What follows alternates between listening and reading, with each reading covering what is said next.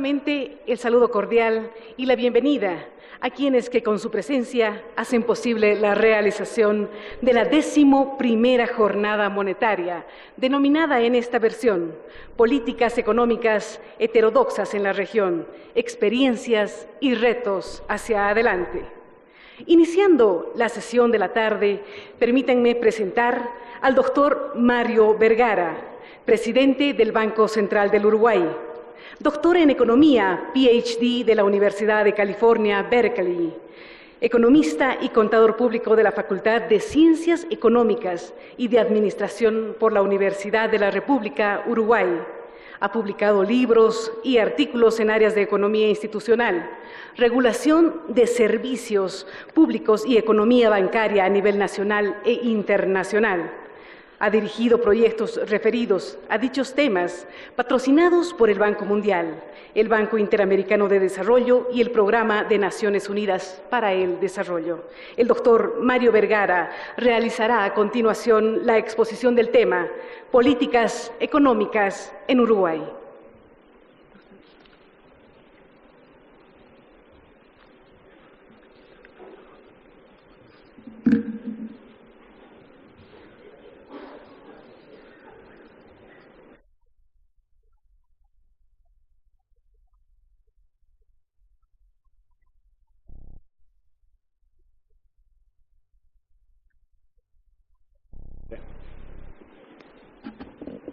Justo había agarrado un caramelito ahí, tengo que terminar de apuro. Bien. Bueno, en primer lugar corresponde... Dejé el teléfono, perdón, por el tiempo.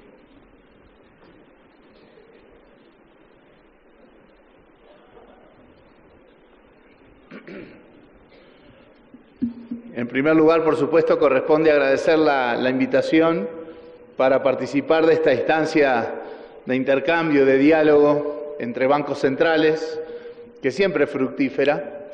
Por una u otra razón, por un organismo u otro, los presidentes de bancos centrales nos reunimos, nos juntamos, nos vemos las caras cada 2 meses o algo así. Gracias.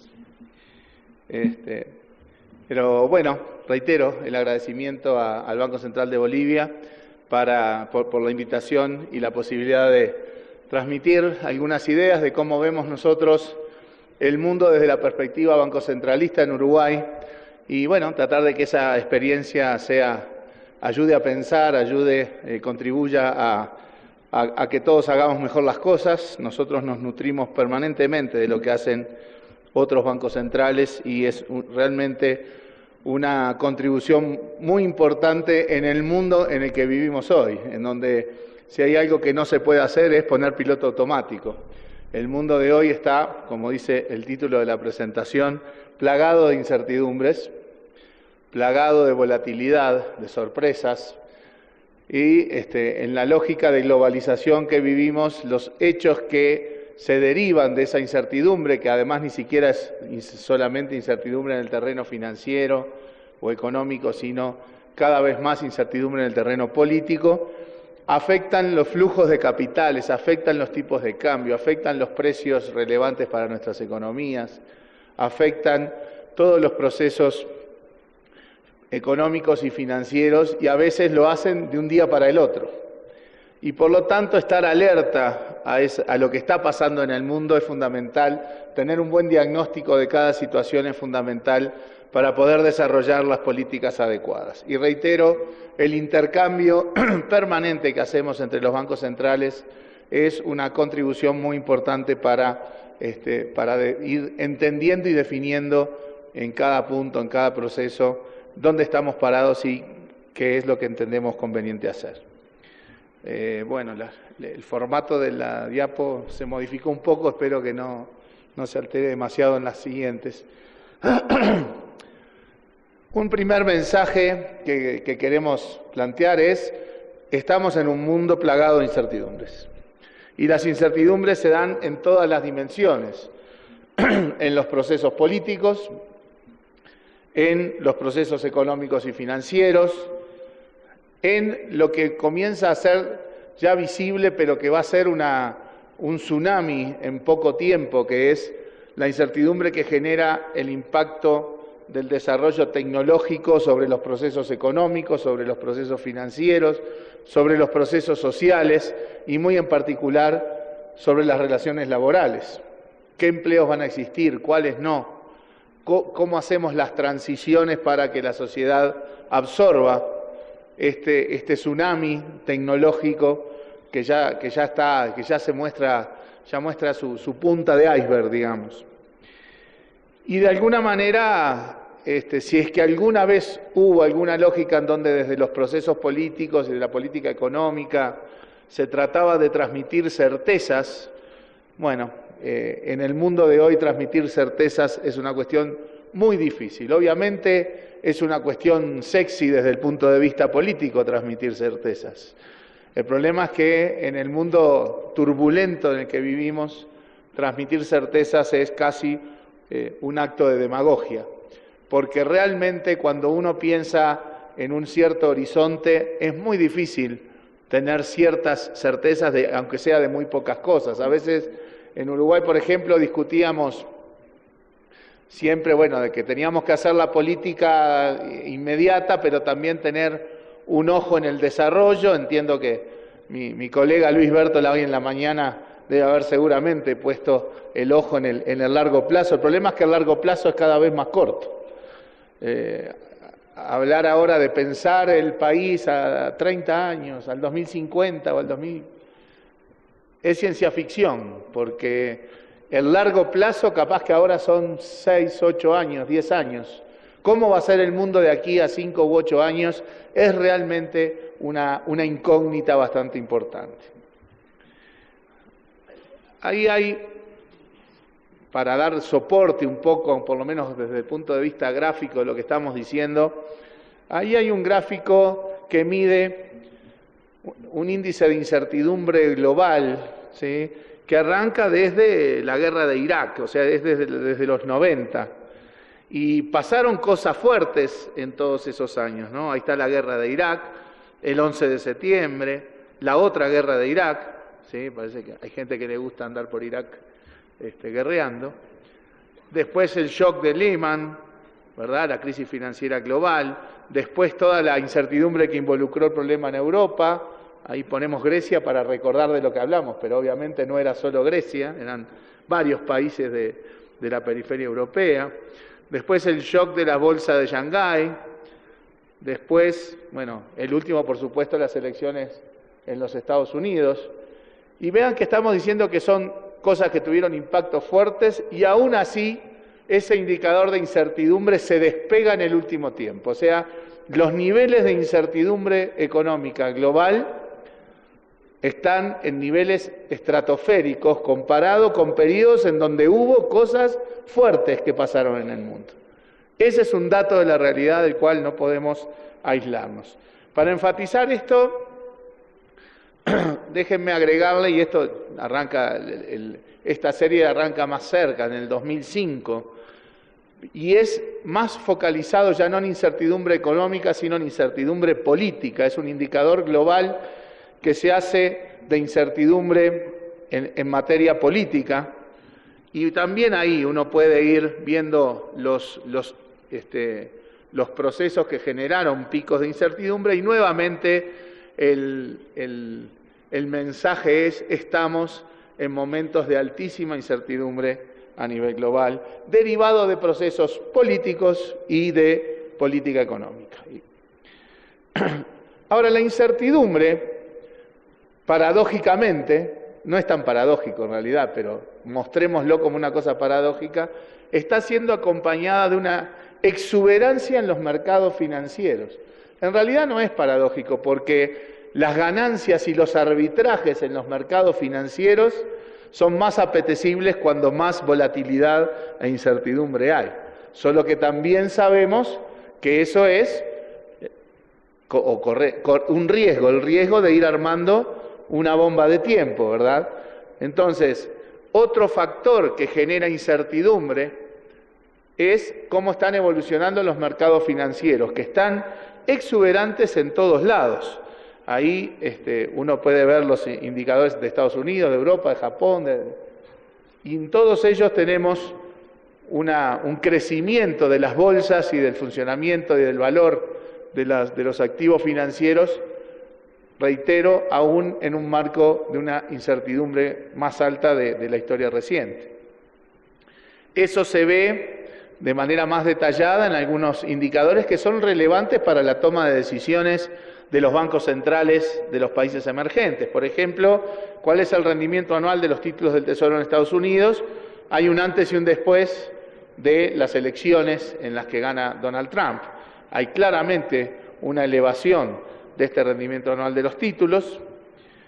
Hay también un proceso que muestra también incertidumbre en lo que son las variaciones de monedas. Ahí estamos simplemente mostrando las variaciones entre las monedas fuertes, digamos, o sea, cómo se relacionan con el dólar, el yen, el euro, la libra inglesa, ¿verdad?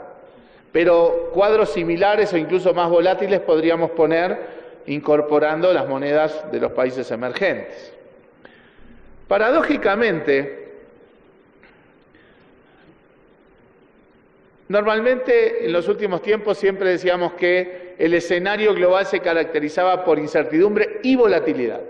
Y era lo que pasaba, y miren los picos de esta línea muestra justamente los niveles de volatilidad en los mercados. Y paradójicamente, en el último tiempo, con más incertidumbre política y financiera, los niveles de volatilidad en los mercados se han reducido.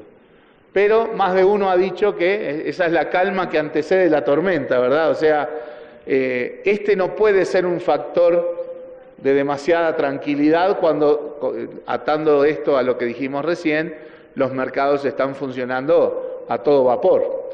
Por lo tanto, tomamos sí nota de que la volatilidad en los mercados es baja hoy, pero este no es necesariamente un indicador de que va a seguir siendo baja en el corto plazo. Ha habido una cierta estabilización del precio de los commodities, ¿verdad? Tuvimos la exuberancia de los precios de commodities desde la crisis financiera hasta el 2013, en parte explicada por el debilitamiento del dólar que trajo la crisis en Estados Unidos y toda la política monetaria súper expansiva de la Reserva Federal, en parte también por un aumento de la demanda global al tener a China y otros países emergentes en el centro de la demanda y del crecimiento mundial.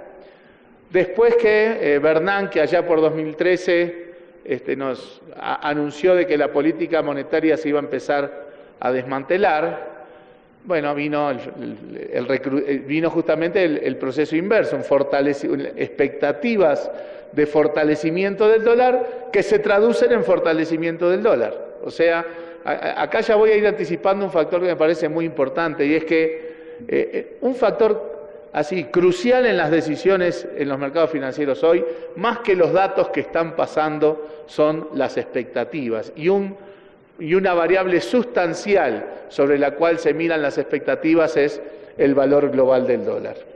Entre 2008 y 2013 la expectativa era de un dólar débil, y así se comportaron los capitales, se fueron de los mercados desarrollados, fueron hacia los mercados emergentes. La contracara de ese dólar débil es un aumento en los precios de los commodities, tasas de interés por el suelo. Cuando a partir de 2013 la expectativa era de un fortalecimiento del dólar, que efectivamente ocurrió, bueno, los capitales volvieron a los países centrales, nosotros tuvimos más bien salidas de capital, y los precios de los commodities bajaron también por efecto de una unidad de medida, un dólar más fuerte. A partir de que las cifras de Estados Unidos sí dan mejoras, pero no terminan de ser totalmente contundentes en materia de crecimiento.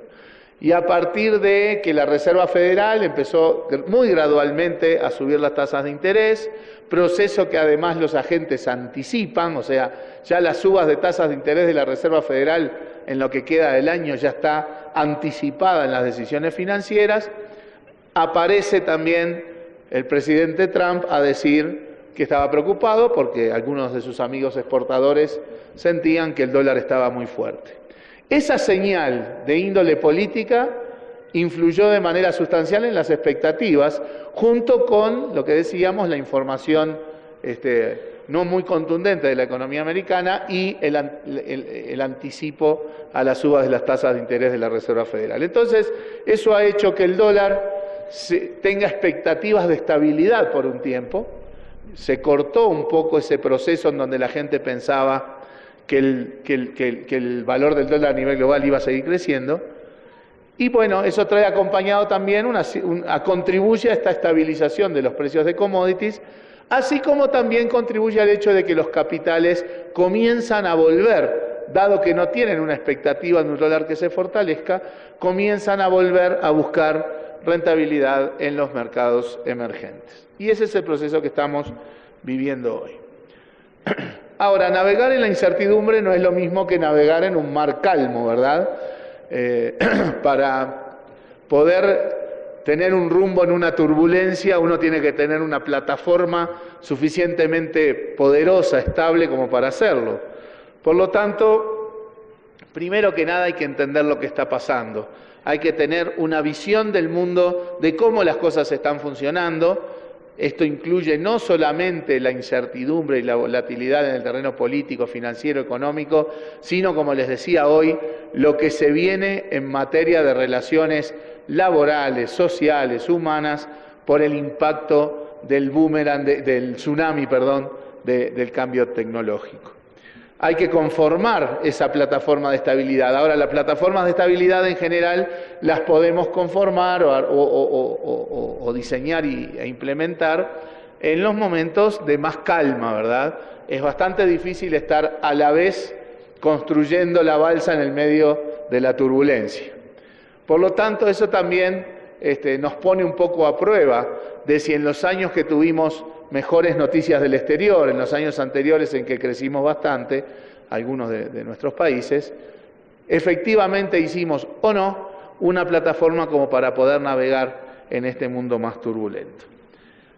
Y bueno, ahí la turbulencia y la incertidumbre también obliga a tener estrategias con enorme capacidad de adaptación, porque el mundo está cambiando en factores importantes de manera bastante rápida y por lo tanto uno no puede tener políticas rígidas. Entonces, a veces más que anunciar políticas rígidas, parámetros rígidos, uno tiene como política que anunciar criterios de cómo actuaría en función de escenarios que pueden estar cambiando de manera sistemática.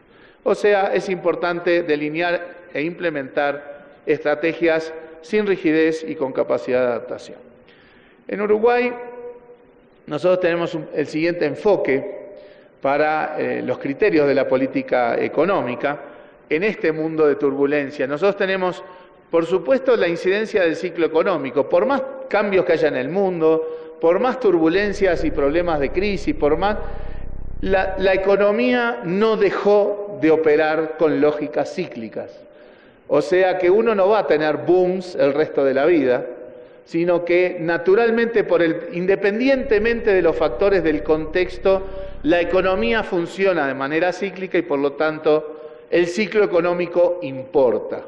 Y eso significa que, por ejemplo, en el caso del Uruguay, después de más de 10 años de crecer en promedio a una tasa que era 2 o 3 veces mayor a su tasa histórica, es natural que el ciclo económico nos lleve a tasas menores. Lo importante es ver si la plataforma que construimos nos ayudó a no caer, sino que en la fase más o menos baja del ciclo estemos creciendo a tasas menores, pero creciendo. Y a su vez eso se cruza con el segundo bloque que está allí, ¿sí?, de color amarillo y negro, muy emotivo para algunos de los uruguayos futbolistas. Bértola se ve que es bolsilludo. Bueno, no, nadie es perfecto, Luis, nadie es perfecto.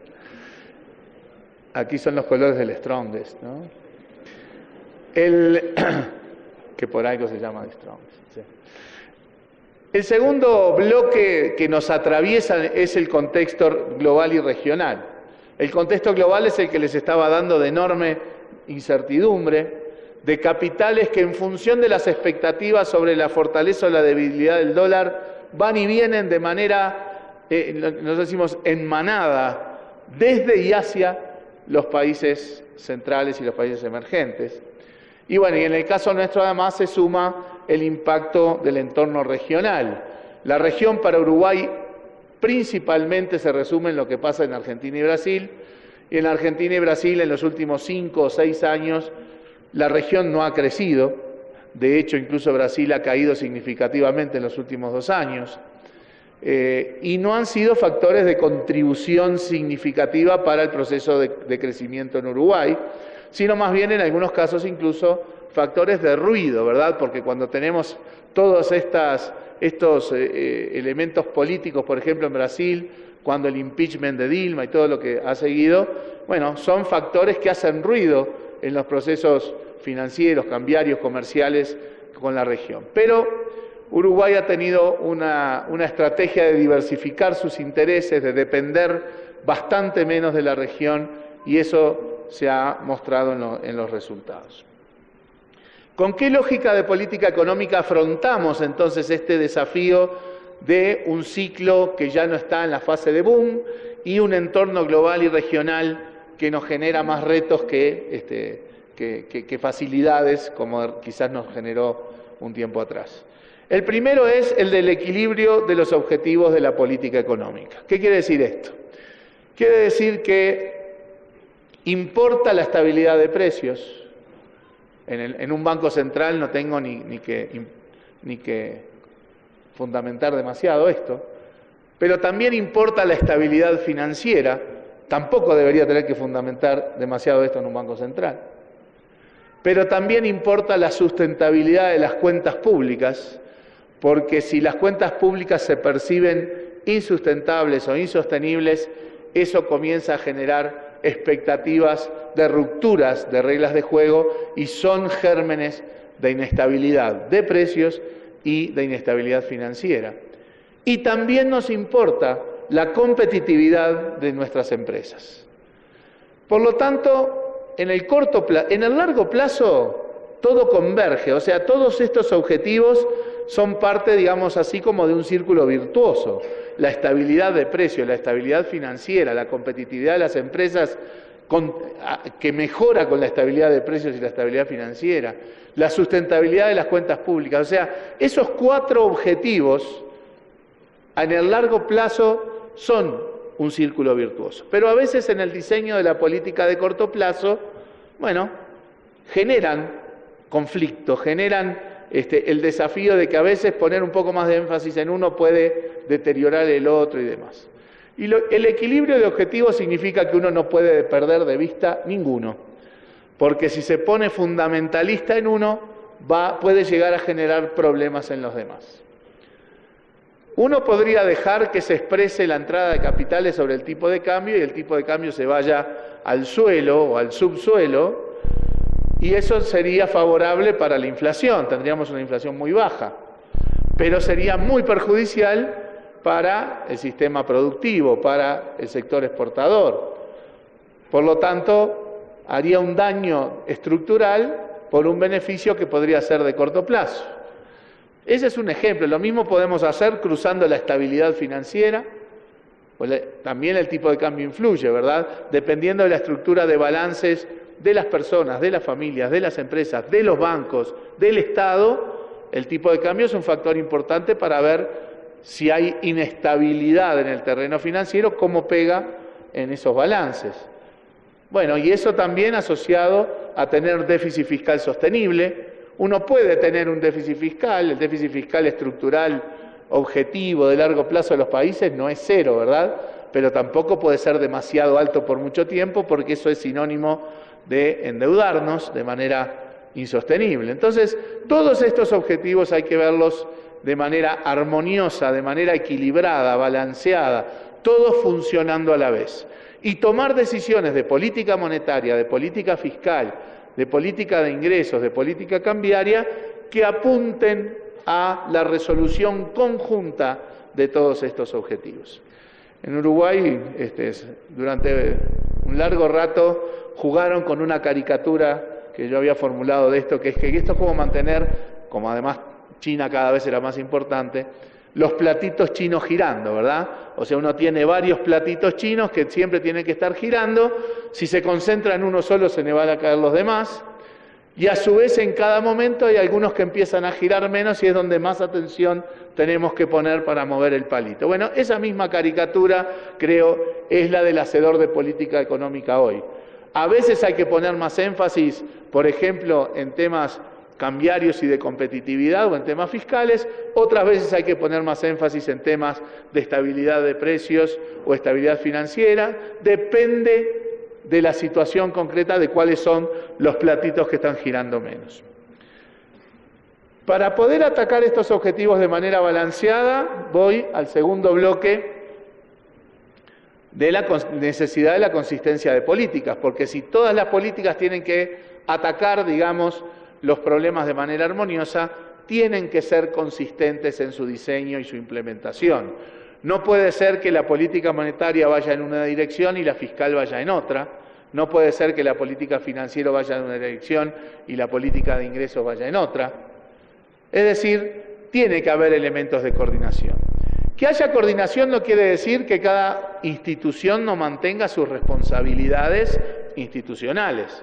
Que el Banco Central coordine con el Poder Ejecutivo la política económica no quiere decir que por eso tenga menos autonomía, no quiere decir que la responsabilidad de la política económica y el objetivo de inflación no siga siendo propio.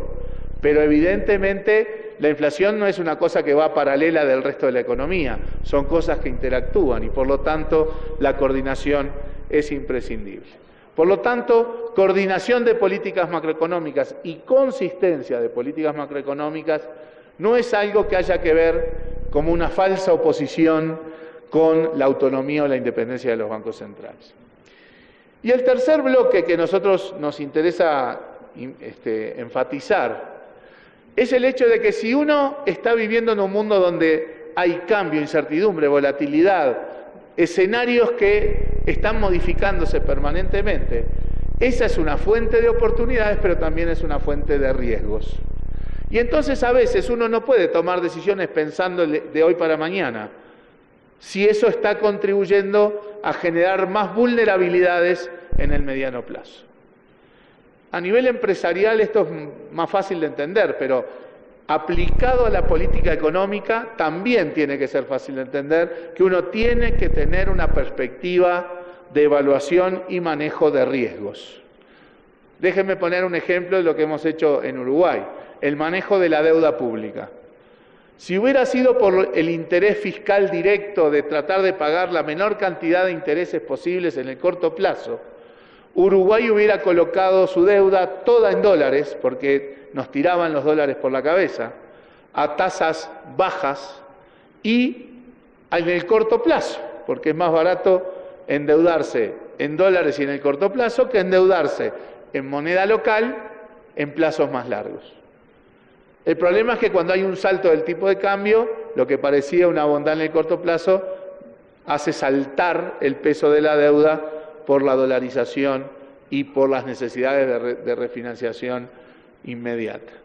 Entonces, a veces uno dice, bueno, yo sacrifico, ¿sí?, en el terreno fiscal, por ejemplo, voy a pagar más intereses por colocar mi deuda en moneda local en el largo plazo, porque esa es la forma de administrar el riesgo cambiario y el riesgo de liquidez. Es decir, estoy como pagando un seguro para que en el momento en que haya un salto en el tipo de cambio, porque estamos en un mundo donde estas cosas están saltando todos los días, no nos agarre desprevenido, no nos agarre con un salto en nuestro endeudamiento y con problemas de colocación inmediata. Por lo tanto, ese es un ejemplo de cómo razonar el tema del manejo del risk management en la política económica. Uno tiene que identificar las vulnerabilidades de la economía y trabajar para mitigar las vulnerabilidades. Tener lógicas de seguros, sabiendo que los seguros no son gratuitos. Uno paga primas de seguros para estar asegurado. Bueno, en esto es lo mismo, ¿verdad? Uno a veces hace sacrificios o en materia fiscal o en materia de inflación o en materia financiera, ¿sí?, para tener la tranquilidad de que si hay ciertos shocks que previsiblemente pueden ocurrir, uno tenga la capacidad de navegar en esos shocks. Y eso ha mostrado, por ejemplo, ser fructífero. Nosotros en el año 2002 tuvimos una crisis brutal en Uruguay, derivada de una corrida financiera, derivada de, obviamente eso impactó largamente en términos productivos, de empleo y de condiciones sociales. Y en realidad el shock regional que motivó eso fue un bebé de pecho comparado con los shocks globales que vinieron 6, 7 años después. El tema es que en la crisis del 2008 y 2009 y después el recrudecimiento de 2011 de Europa, etcétera, nos agarró mucho mejor pertrechados para afrontar eso, y Uruguay no vivió ni por asomo la situación crítica que vivió cuando tuvimos el shock regional, sobre todo derivado de Argentina. Era porque estábamos preparados distintos, porque habíamos tenido una lógica de mitigar vulnerabilidades, de generar plataformas de seguros para afrontar shocks que podían ser más o menos previsibles. Ese es el esqueleto de los criterios de la política económica en Uruguay. Equilibrio de objetivos, los platitos chinos girando, consistencia de políticas, coordinación en la política macroeconómica y lógica o perspectiva de manejo de riesgos, de administración de riesgos. Solo les voy a mostrar algunas láminas medio rápido para ver un poco dónde estamos parados en estas materias. En materia inflacionaria, estabilidad de precios, Uruguay tuvo niveles de inflación un poco por encima del rango objetivo. El rango objetivo es ahí el bloque amarillo de inflación que determinan conjuntamente el Banco Central y el Ministerio de Economía y Finanzas. Y ya en los últimos meses, a partir de una política monetaria contractiva y también a partir de factores externos y domésticos y climáticos, ¿verdad?, que hace un año nos habían llevado a una tasa de inflación demasiado alta, porque la inflación alta del año pasado en buena medida se explicaba por un tipo de cambio que había saltado sobre todo por el ruido político en Brasil y un shock climático que hacía que los zapallitos y los morrones tuvieran precios siderales, ¿verdad? Bueno, este año está pasando exactamente lo contrario, ¿verdad? Desde el punto de vista climático, hoy las frutas y las verduras están muy baratas, a diferencia de hace un año, y el tipo de cambio está estabilizado, con lo cual el efecto de la política monetaria contractiva se va dando en una reducción de la inflación. Y acá tenemos una ventana de oportunidad como Banco Central, porque como les decía hoy, un factor cada vez más importante son las expectativas. La inflación no es una variable que se defina entre 4 paredes en el directorio del Banco Central. La inflación es el resumen de miles y miles y miles de decisiones descentralizadas de formación de precios, que depende de múltiples factores de oferta y demanda de todos esos mercados. Y en buena medida, entonces, los formadores de precios incorporan su expectativa de precios para fijarlos. Es algo así como, a veces, una profecía autocumplida. Si uno piensa que los precios de la economía van a estar en un crecimiento del 10%, comienza a fijar sus precios en esos parámetros. Ahora nosotros tenemos una ventana de oportunidad para dar una batalla en el terreno de las expectativas, para que los formadores de precios internalicen el hecho de que la inflación es más baja y por lo tanto también comiencen a formar precios con una expectativa más baja de inflación, que después se exprese en una inflación más baja. Hay algunos factores que retroalimentan este proceso, ahora de manera virtuosa, que es, por ejemplo, la forma en que se negocia y se determinan los niveles salariales en Uruguay, que la inmensa mayoría de los casos tienen mecanismos de correctivos por si el aumento salarial queda corto con respecto a la inflación. Bueno, ahora con una inflación más baja, el 90% de los sectores prácticamente no va a hacer uso de esos correctivos salariales, lo cual es un factor que internalizado por parte de los formadores de precios también debería ayudar a reducir las expectativas de inflación. Nosotros no trabajamos con la definición de tasas el instrumento de la política monetaria no es la tasa de interés, son los agregados monetarios, es la cantidad de dinero. Y lo que les voy a mostrar acá es una forma de cómo es la lógica. Acá el tema comunicacional es muy importante, porque en este mundo con tanta volatilidad y tanta incertidumbre, uno genera rangos objetivos cada 3 meses, pero en el medio pasan cosas que obligan a flexibilizar esos compromisos. Eso no está mal si uno después lo puede explicar, o si lo puede ir explicando en el camino. Por ejemplo, no sé si se ven las rayitas naranjas, esas son los rangos que cada 3 meses fijábamos para el aumento de la cantidad de dinero en Uruguay. Y las barras azules son la tasa en que efectivamente el agregado de referencia creció. Como verán, hubo muchos meses, muchos trimestres, y más de un año, en donde el agregado monetario crecía bastante por debajo del rango objetivo del crecimiento de la cantidad de dinero. Y eso nosotros explícitamente lo hacíamos y tratábamos de explicarlo porque estábamos en el proceso de salida de capitales y de los agentes cambiando portafolio contra la moneda nacional. Dicho de otra manera, había una disminución significativa de la demanda de dinero doméstico. Entonces, pretender llegar a un rango que no se compadecía con esa situación hubiera generado una política excesivamente expansiva, porque la oferta estaría yendo muchísimo más allá de lo que estaba dando la demanda que estaba cayendo.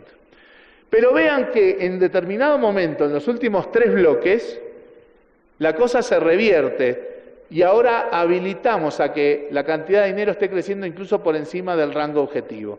¿Por qué? Porque como cambiaron las expectativas sobre el fortalecimiento de la debilidad del dólar a nivel global, volvieron a entrar capitales, volvieron los agentes institucionales como los fondos de pensión, los bancos, las empresas de seguros, a hacer otro cambio de portafolio en la otra dirección, a favor de la moneda nacional. Entonces, en términos de política monetaria, está habiendo un incremento muy importante de la demanda de dinero, que hay que satisfacer con más oferta, aunque eso signifique ir por encima del rango prometido. Si nos aferráramos de manera fundamentalista al rango y fuéramos hipercontractivos, le estaríamos haciendo mal al proceso económico. Esa es una descripción de lo que estamos trabajando en materia de política económica y de cómo tenemos que tener criterios de política sin rigidez, con capacidad de adaptación, porque en pocos meses, en menos de un año, tuvimos desde un escenario donde la gente creía que el dólar se iba a ir a las nubes y los capitales salieron y los fondos de pensión y los bancos salieron a aumentar sus activos en dólares de manera drástica, de un día para el otro, la expectativa del dólar se frenó, los capitales volvieron, los fondos de pensión, los bancos de las empresas de seguros empezaron a vender sus dólares porque ya no querían dólares y, por lo tanto, la demanda de dinero volvió a crecer. Estas cosas pasaron en el lapso de un año. Son cambios muy drásticos que afectan la política monetaria. Ahí simplemente esto es para enfatizar lo que estoy diciendo. Vean sobre todo la línea de arriba, la línea negra, que muestra el grado de monetización de la economía, de cómo había habido un incremento gradual, pero que en determinado momento la monetización cae, o sea, la demanda de dinero cae. Y esto está en tendencia a ciclo. O sea, esto está súper suavizado por la construcción del gráfico y que en los últimos tiempos se remonetiza la economía uruguaya de manera significativa. O sea, esto es para ayudar a enfatizar la idea que les decía antes de que en un lapso corto tuvimos una desmonetización importante y eso justificó que los agregados monetarios subieran bastante por debajo del rango objetivo y luego hubo una remonetización importante que generó el efecto inverso. Al ir bajando la inflación, también va bajando las expectativas de inflación y por lo tanto también las tasas de interés que paga el Banco Central por sus títulos de política monetaria, por lo que nosotros llamamos las letras de regulación monetaria, que empiezan a caer, que esto es una buena señal, porque es una señal de que los agentes empiezan a internalizar que la inflación va a ser más baja. O sea, este es un buen anticipo de lo que les decía hoy de la batalla de las expectativas, de que la gente empieza a tener expectativas de una inflación más baja. El hecho de admitir tasas de interés en la colocación de títulos del Banco Central varios puntos por debajo de lo que sucedía hace 6 u 8 meses. Las tasas de interés, a veces se nos dice, no pueden ser tan contractivos, tienen que aflojar con la tasa de interés porque eso deprime el tipo de cambio. En una economía cerrada o en una economía abierta con mercados profundos, esa lógica puede predominar. En una economía pequeña, abierta, con mercados poco profundos en Uruguay, eso dependerá de las circunstancias. Y en las circunstancias que nosotros sentimos que hemos vivido en los últimos años, esa no es una buena explicación de lo que está pasando. En primer lugar, este gráfico puede mostrar que el tipo de cambio que está ahí en la línea amarilla crece cuando las tasas de interés suben. O sea, decir que subir las tasas implica deprimir el tipo de cambio, en principio no se verifica. Entonces, voy a mostrarles dos gráficos a partir de acá que muestran dos hipótesis alternativas. Una, la que dice, como tenemos tasas altas, atraemos capitales y esa entrada de capitales genera una presión a la baja del tipo de cambio. Y alternativamente, la otra hipótesis es decir, los capitales vienen porque a nivel global las condiciones financieras inducen a que los capitales vengan a los países emergentes. Sobre todo países emergentes con grado de inversión, con credibilidad y reputación, como en el caso de Uruguay. Y eso obliga, esa entrada de capitales obliga a la esterilización de esa entrada para evitar males mayores en materia cambiaria y de competitividad. Observacionalmente, esto explica lo que estamos diciendo, o sea, tasas de interés más altas cuando sube el tipo de cambio. Pero testeamos esas dos hipótesis, a ver en qué escenario estamos en Uruguay. Aquí mostramos las tasas de interés de las letras de regulación monetaria del Banco Central con entradas y salidas de capitales, ¿verdad?, de tenencia de títulos públicos, justamente. Y paradójicamente, los capitales entran, allá las líneas azules al principio, cuando las tasas de interés son más bajas, y salen cuando las tasas de interés estuvieron más altas. Por lo tanto, la hipótesis de decir que los capitales son atraídos por las tasas de interés es bastante difícil de sostener. Mientras que la hipótesis alternativa es la de que las condiciones financieras internacionales, y aquí la línea amarilla lo que refleja es el índice de fortaleza y de expectativa de fortaleza del dólar a nivel global, que publica Bloomberg.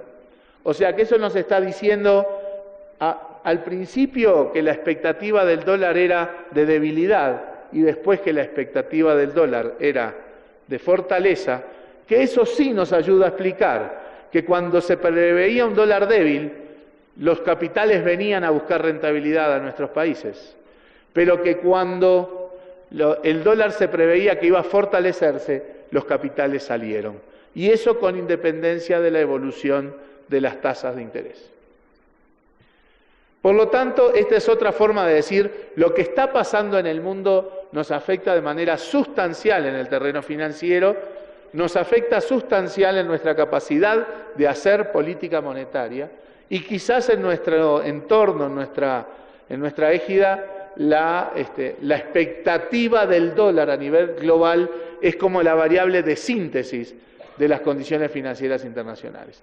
Hay un mundo si la gente piensa que el dólar se va a fortalecer y hay otro mundo si la gente espera que el dólar se debilite o quede estabilizado. ¿Qué desafíos tenemos en materia de política monetaria? Y acá voy a cruzar con lo que decía del tema del cambio tecnológico y lo que ya estamos viviendo. Esto no es ciencia ficción, esto ya está pasando, ¿sí? Solo que todavía no lo estamos sintiendo en la dimensión que seguramente va a tener en los próximos años. Resulta que ahora no son solo los bancos centrales los que emiten moneda, ¿sí? Tampoco los señores feudales, ¿no?, de otra época. Ahora el que emite moneda es nadie, porque los bitcoins, el Ethereum, son monedas virtuales que no emite nadie. Está difícil hacer política monetaria así, digamos. Es más, si ustedes sabrán que el Bitcoin nace a partir de un paper de solo 9 páginas que no lo entiende nadie y que lo escribió Satoshi Nakamoto. ¿Quién es Satoshi Nakamoto? Nadie sabe. Nadie sabe si es una persona, si es un hombre, una mujer. Nadie sabe si es un grupo. Nadie sabe si es japonés o australiano. Nadie sabe quién es Satoshi Nakamoto. Ahora apareció un paper, Bitcoins, escrito por Satoshi Nakamoto, y eso empezó a operar en la nube. Y empezó a emitirse Bitcoins con un mecanismo de valoración en donde todo el mundo está resolviendo algoritmos para validar esa emisión. O sea, generan un gasto de energía brutal. Demora media hora más o menos en cuanto uno compra un Bitcoin y se lo validan, porque en el mundo hay miles de nerds, ¿sí?, jugando con computadoras, gastando electricidad enorme, porque, por ejemplo, el algoritmo que tienen que resolver es que de un número de 20 dígitos es el múltiplo de 2 números primos. Entonces hay que hallar los 2 números primos cuyo producto dan como resultado ese número de 20 dígitos. Lleva un tiempo incluso para las computadoras que son grandes como una casa, pero que gastan energía solo para alcanzar ese resultado. Una vez que determinado número de personas llega a esa solución, el Bitcoin queda firme.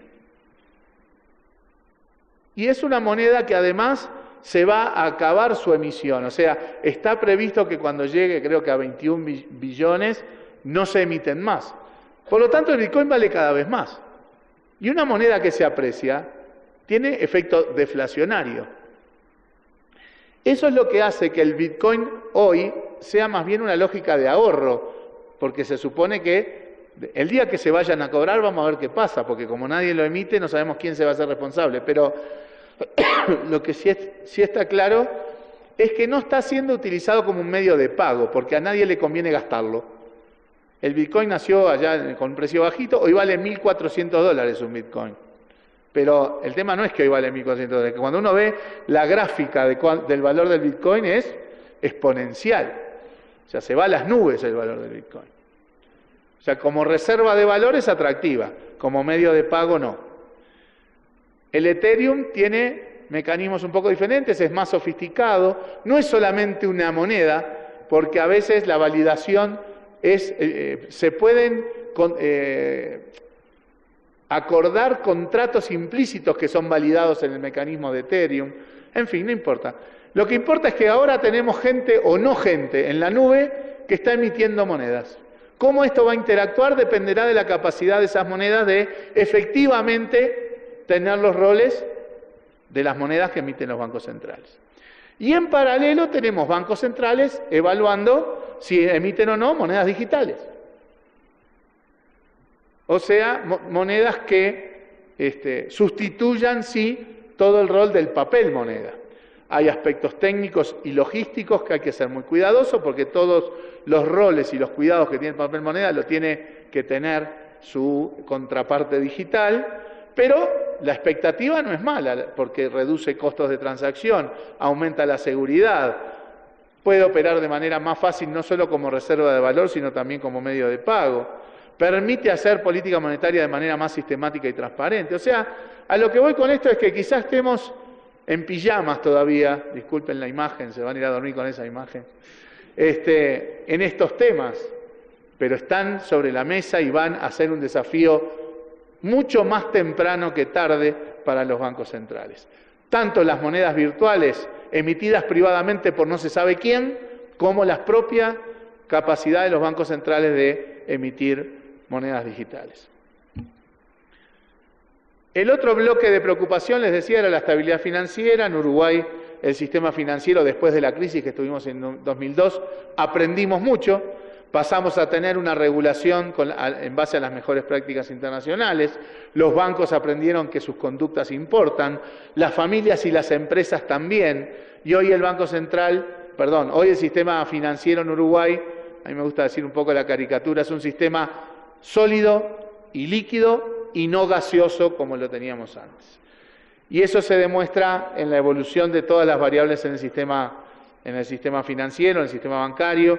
Ahí la línea roja que está atravesando ahí es el grado de dolarización de los depósitos, que es una buena muestra también de cómo eso también acompaña lo que les decía hoy, ¿no? Esa volatilidad, esa incertidumbre, las expectativas del dólar.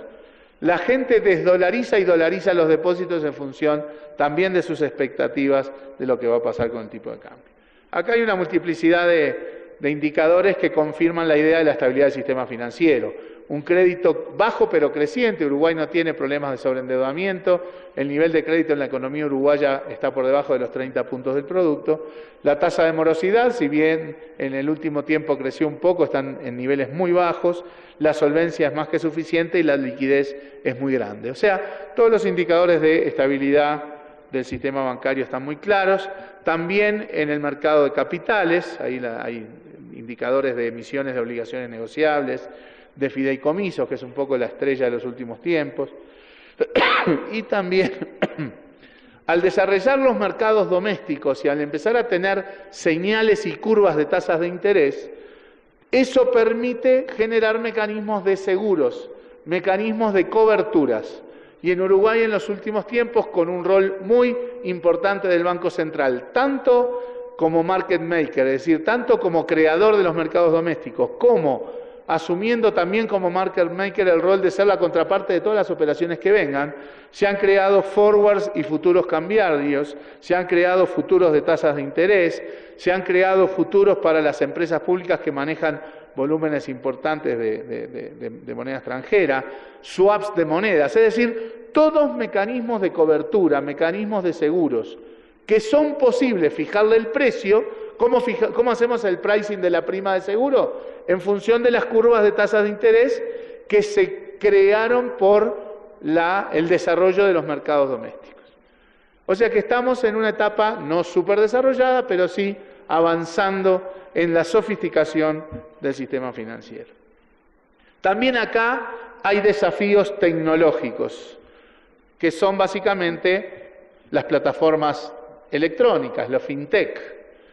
La fintech hay de todo. Hay que entender bien, la fintech es una plataforma tecnológica, pero hacen cosas muy distintas. Y uno tiene que entender lo que hace para ver qué hacer, para ver qué regular, para ver, y cuando digo uno, no es solamente desde la perspectiva del regulador, también desde la perspectiva de los bancos. ¿Qué incorporan los bancos del desarrollo de las plataformas electrónicas para seguir haciendo su tarea? Por lo tanto, uno a veces discute si esto es realmente disruptivo o no, si es disrupción o evolución.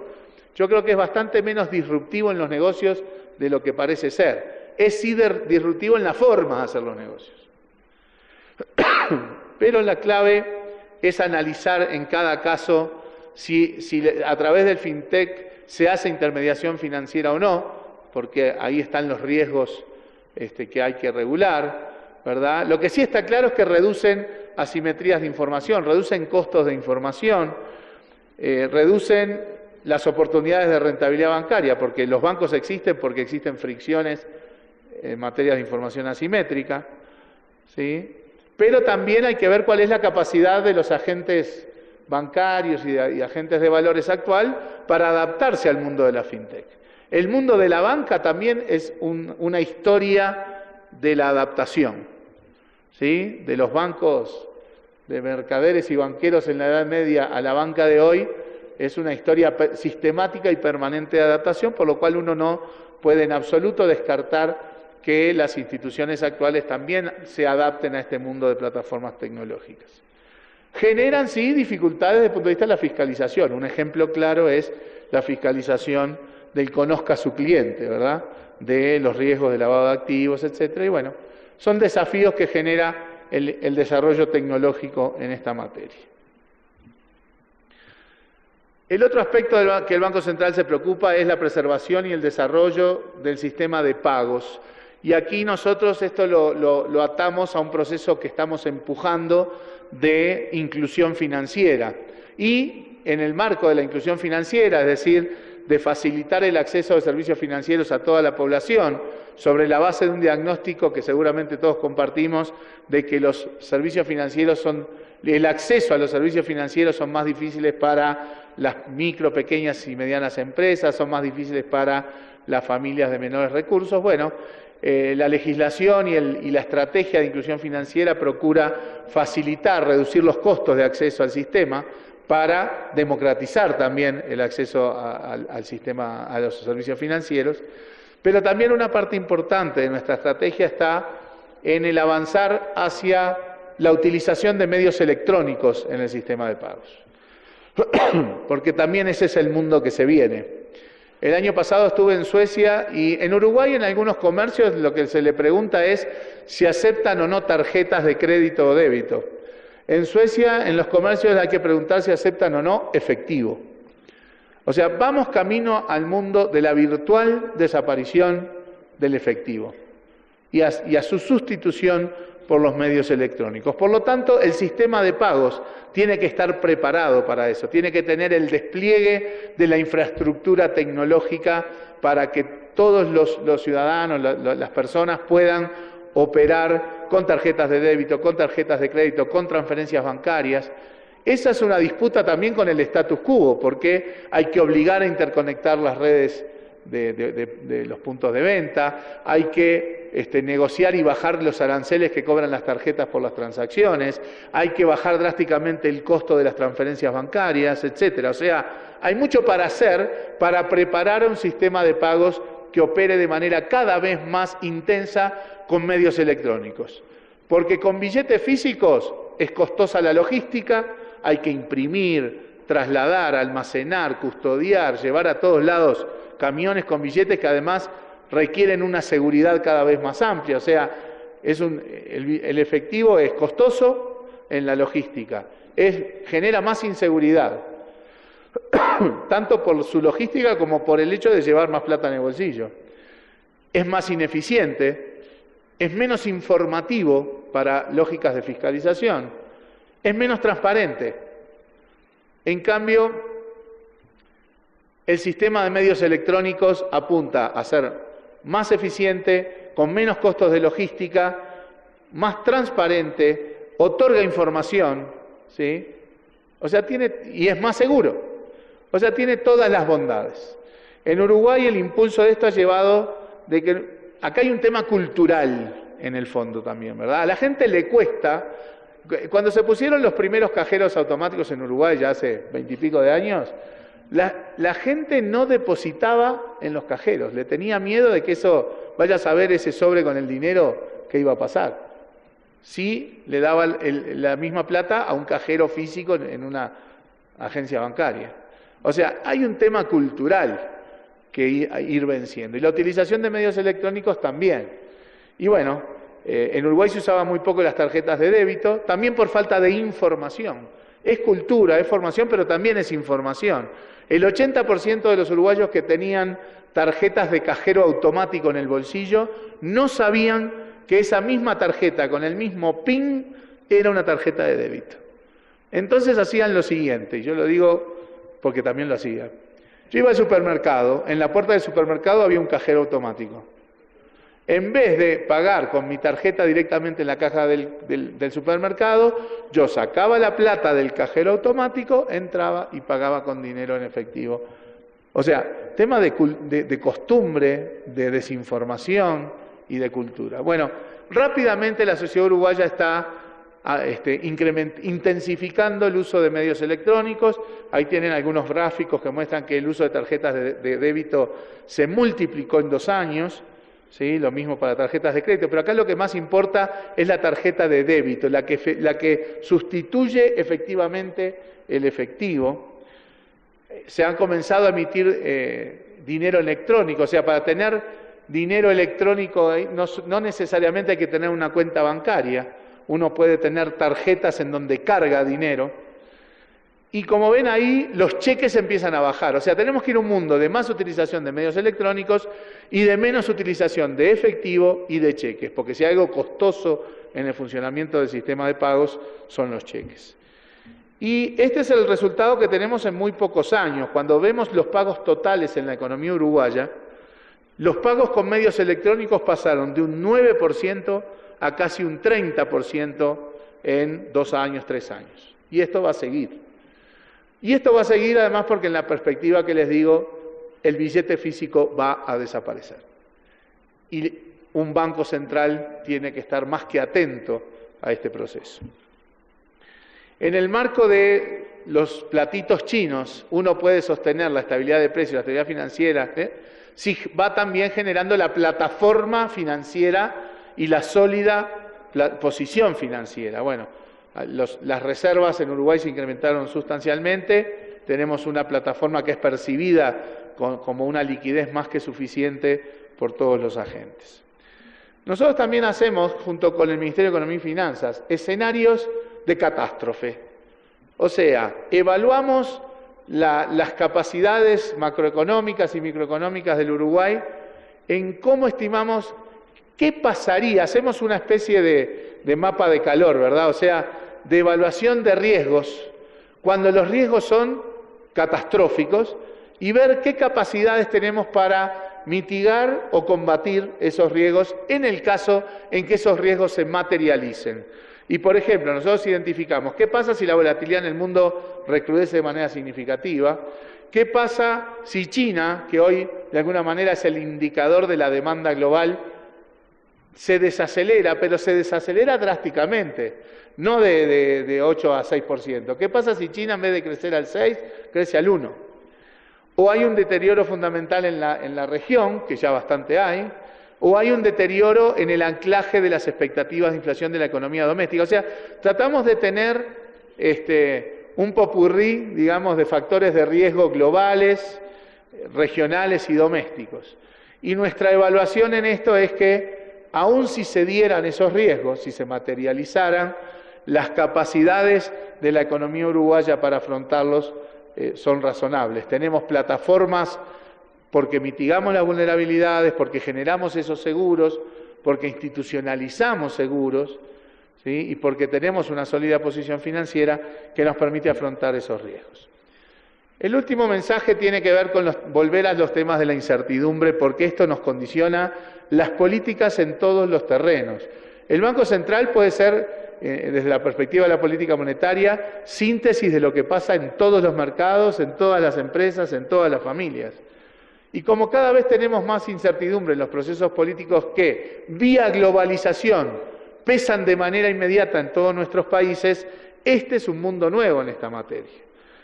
Genera desafíos para el manejo macroeconómico, como ya les explicaba, afecta enormemente la formación de expectativas en mundos de comportamientos de manada. A mí una caricatura que me gusta hacer es que implícitamente hay mecanismos de coordinación para que todo el mundo haga más o menos lo mismo. Los agentes, los decisores en los mercados financieros, la caricatura que yo hago es, todos los días se levantan de mañana, ¿sí? Se lavan la cara, se peinan, algunos se bañan, ¿sí? Y lo que hacen es prender la computadora en la pantalla de Bloomberg.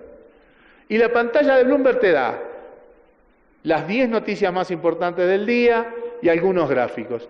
Y en base a eso salen todos a la calle a conversar, y todos dicen lo mismo, porque leyeron las mismas 10 noticias, vieron los mismos gráficos, y todos toman más, porque se retroalimentan, se dan manija, como decimos en Uruguay, y todos al final toman más o menos las mismas decisiones.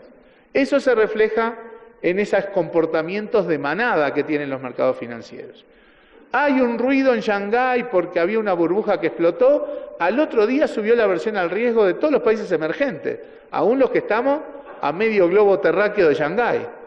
Y porque todos dijeron, ahora todos los países emergentes son más riesgosos, entonces las decisiones son... O sea, cualquier cosita que pasa en otra parte del mundo, ya sea de índole política o de índole financiera, afecta de manera inmediata a los países emergentes porque los agentes se comportan en manada, se comportan todos haciendo más o menos lo mismo. Cuando el dólar se va a fortalecer, todos se van para los países desarrollados. Cuando el dólar se va a debilitar, todos se vienen a los países emergentes. O sea, son desafíos de oleadas de capitales para el manejo macroeconómico, para la competitividad, etc. Pero además la tecnología nos va a estar atravesando en todo. la robótica, la automatización. Yo acá podría enumerar 200 cosas que ya ocurren. No es ciencia ficción, no es Star Trek que hablaban con el tricorder de una nave a la otra. Los celulares ya existen hace años. No es el capitán Picard pidiendo una taza de té a la computadora que se la imprime en el momento. Ya existen las impresoras 3D y 4D. En Japón ya hay una impresora que acaba de imprimir una casa. ¿Sí? Bueno, o sea, estas son cosas que ya existen. Los autos sin chofer, las plataformas tecnológicas, las monedas sin emisor. O sea, este mundo llegó para quedarse. La robotización de un importante número de empleos. Hay algunas ideas bastante drásticas que dicen que en los próximos 5 años el 50 o el 70% de los empleos actuales van a quedar obsoletos. No los de mayor calificación, los que implican calificación de capital humano y creatividad, probablemente no todos los de baja calificación por un tema de costos, aunque algunos sí, ¿verdad? Porque ahora uno puede ir al supermercado y no precisa al cajero o la cajera que le pase las cosas por el escáner, ¿verdad? Ya lo hace uno mismo. Hay muchas cosas que ya... Bueno, pero ese mundo está a la vuelta de la esquina. Por eso decíamos que el largo plazo ya no es el 2050. Es un horizonte de 5 u 8 años. Y eso afecta a todos los mercados, las relaciones laborales, y por lo tanto también las capacidades de fiscalización.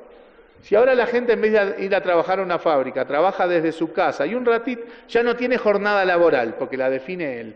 Y cuando tiene ganas trabaja un ratito para la empresa de la vuelta de la esquina y otro ratito trabaja para una empresa en Singapur. Y así va a ser el mundo. Entonces, ¿a quién le vamos a cobrar impuestos? ¿A quién le vamos a cobrar aportes a la seguridad social? No va a ser fácil.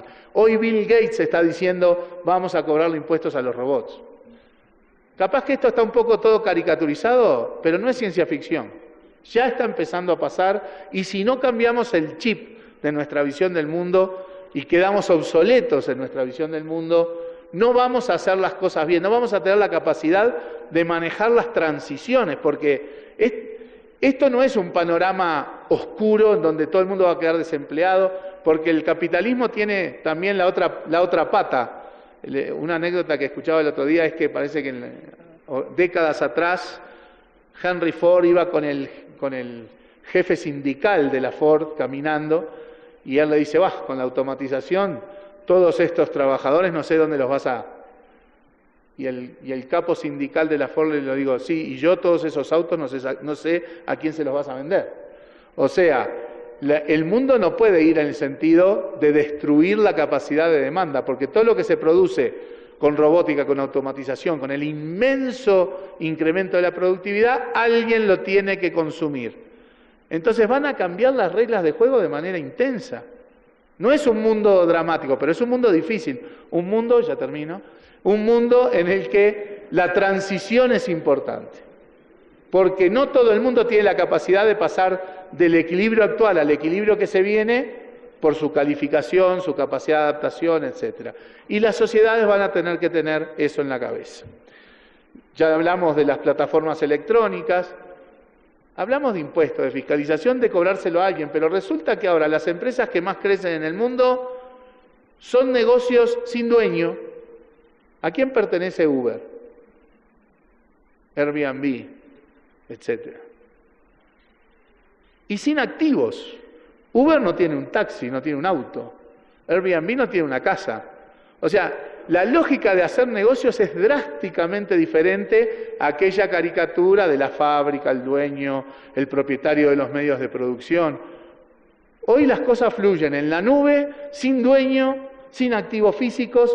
Obviamente después sí hay activos físicos, pero que no pertenecen a esa empresa, etcétera. O sea, es un mundo bastante complicado. Eso cambia la lógica de discutir todo, desde la educación. ¿Qué chiquilines queremos sacar del proceso educativo? Los de nosotros que no sabíamos las capitales del mundo, las monedas, no, eso ya está acá, ¿sí? Mucho más rápido de todo lo que podamos imaginar. Antes el docente nos transmitía información, ahora la información ya la tenemos. La educación está para otra cosa, para ayudarnos a resolver problemas, a generar capacidades y sobre todo darnos una enorme capacidad de adaptación. Porque alguien que sale del proceso educativo y tiene 40 años por delante en su vida laboral, el mundo le va a cambiar 8 veces. Entonces lo que necesita son capacidades y capacidad de adaptación. Ya no es el bancario para toda la vida, el obrero de la construcción para toda la vida, eso ya no existe. Y bueno, las políticas sociales tienen que atender esto, ¿verdad? Porque las transiciones van a ser duras y uno tiene que sostener, ¿verdad?, la capacidad de las sociedades de evolucionar. Esto eran un poco las ideas que les queríamos transmitir. Les agradezco la atención y nuevamente al Banco Central la invitación.